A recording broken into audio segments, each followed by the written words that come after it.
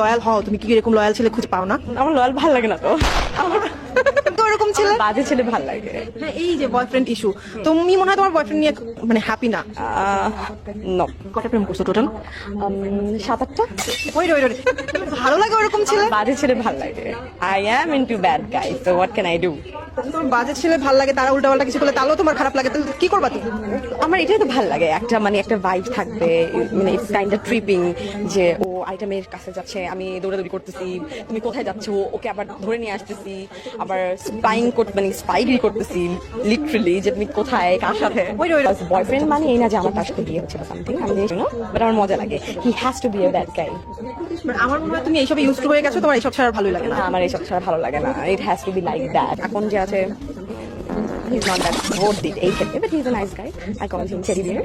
So তোর মতো মেয়েকে প্রেগনেন্ট করে ছাড়বে না তো কাকে ছাড়বে? তুই তো বলছিস যে তোর স্পাইগিরি করতে ভালো লাগে, তা এখন কর স্পাইগিরি, পিছন পিছন ঘুর, ধরে আনুকে।